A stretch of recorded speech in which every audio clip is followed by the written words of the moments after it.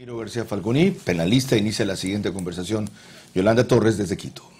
Efectivamente, Carlos, muchas gracias. El doctor Ramiro García es máster en Derecho y Ciencias Penales, catedrático de Derecho Penal de la Universidad Central del Ecuador, profesor invitado a nivel de máster y doctorado en universidades de Salamanca, Santiago de Compostela y Sevilla, además de varias universidades en Argentina, Perú, Colombia y Ecuador, miembro del Grupo Latinoamericano de Estudios de Derecho Penal Internacional, presidente de la Federación Nacional de Abogados del Ecuador, no sé si todavía sigue ostentando este cargo.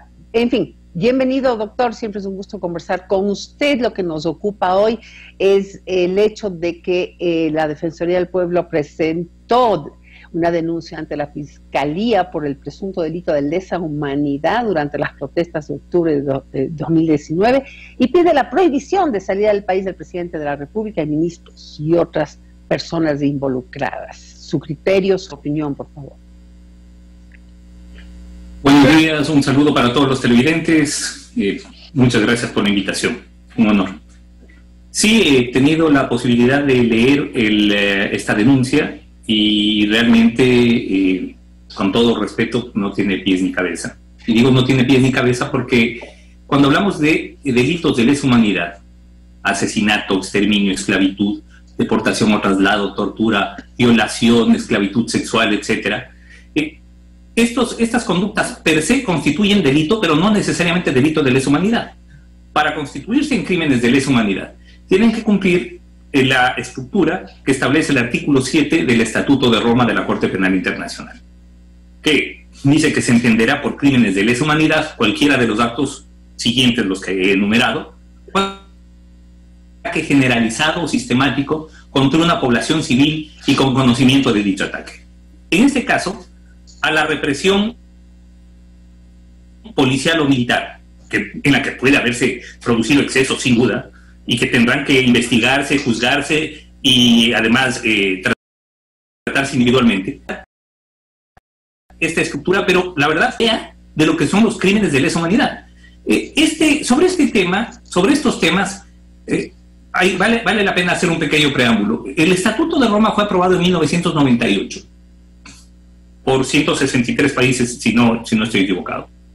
Y Ecuador se suscribe, es suscriptor de este estatuto desde 2002.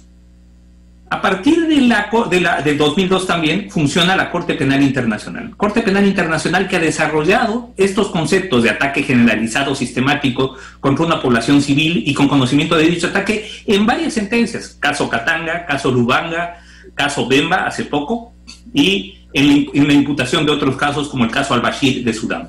Y uno de los aspectos que ha dejado en claro es que cuando habla de población civil, significa ataque a una población civil determinada. Por ejemplo, por decir algo, pueblo mapuche, pueblo saraguro. Es decir, no contra simplemente un grupo de manifestantes a los cuales, con seguridad, seguramente, pues se excedió o no, habría que analizar en la represión, pero que de ninguna manera esto implica una sistematicidad del ataque. Cuando hablamos de un ataque sistemático, cuando el Estatuto de Roma habla de un ataque sistemático, estamos hablando de un ataque a un pueblo, a una porción de población civil como política de Estado. Lo que pasó, por ejemplo, en Sudán, donde pasó, por ejemplo, que en el caso de Sudán, el pueblo Tutsi o la población Tutsi, en connivencia con el gobierno, atacó a la población Hutu. Y claro, hubo asesinato, exterminio, esclavitud, etcétera. Comparar eso con esto es simplemente no tener idea de lo que es el derecho penal internacional. Así de sencillo. Está clarísimo. Ahora, con respecto a lo que dicen los comisionados, ¿no? Adjuntos a la Defensoría del Pueblo en este informe, a lo largo del informe se detallan casos de presuntas ejecuciones extrajudiciales, heridas. Si hubo ejecuciones extrajudiciales, si hubo violaciones, si hubo tortura, si hubo asesinato, se tiene que juzgar sin duda. Si nadie dice que estos actos deben quedar impunes, todo lo contrario. Tienen que investigarse individualmente. Pero se comete el error de tratar de darles la estructura de crímenes de lesa humanidad para de esa manera poder procesar al presidente de la República y a a las altas autoridades del gobierno que se encontraban en funciones en octubre de 2019. Claro, y se lo hace perdón que lo diga, pero con vaselina y calzador, tratando de meter esto como sea dentro de la estructura de lesa humanidad y confundiendo todos los conceptos. Ok. A mí me gustaría y me gustaría mucho, Yolanda, y perdón que se lo diga así, si es que el señor defensor del pueblo o sus asesores quieren debatir sobre este tema, pues yo encantado de la vida. Y yo vengo trabajando temas de derecho penal internacional desde hace 12 años con el profesor Callamos de la Universidad de Göttingen, y la verdad, sí me molesta mucho que se utilice tan mal estos conceptos porque se los banaliza, se los utiliza para cualquier cosa. Cuando hablamos de crímenes de lesa humanidad, estamos hablando de los crímenes más execrables que se han cometido, y con esto no se juega. No podemos decir que una represión policial o militar aislada, en donde 5 días de protesta generaron 5 días de represión y luego cada cual para su casa, hayan sido crímenes de lesa humanidad. Aún en inclusive en casos como Venezuela, en donde ahí sí se han cometido crímenes de lesa humanidad, o Colombia, donde ahí sí hemos tenido torturas, hemos tenido exterminio, hemos tenido masacres, y sin embargo, ahí todavía la Corte Penal Internacional tiene reticencias para tratar eso como crímenes de lesa humanidad. Y aquí en el Ecuador... Se me acabó el tiempo, doctor García, pero de todas maneras quiero dejar introducida una pregunta, porque es algo que me llama también mucho la atención enormemente, y es el tema de la impunidad que ha habido por otro tipo de actos. Y no sé si el informe de la Defensoría aporta en relación a los hechos de violencia cometidos en cambio en contra de instituciones públicas como la Contraloría, de Teleamazonas, la agresión a periodistas, ese es el tema. Y el descubrimiento de autores y encubridores de todo ello. Brevemente, por favor, y ya desde ahora le doy paso a Carlos Vera desde Guayaquil para que siga. Cuando existe una protesta muy violenta, obviamente esto genera una reacción muy violenta de parte de los órganos estatales y se produce excesos de lado y lado. Esos excesos tienen que investigarse, tienen que juzgarse y tienen que decidirse. Pero de ahí a tratar de dar de un lado o de otro una estructura de lesa humanidad es simplemente no tener idea de los conceptos. Muy bien, ese es el punto vital y esencial de todo esto. Carlos, por favor. Gracias. Buenos días, doctor. No necesita abundar en este argumento para ser contundente. Pasemos a otro, por lo tanto, que me llama la atención. Usted ha sido muy claro en decir, con esto no se juega.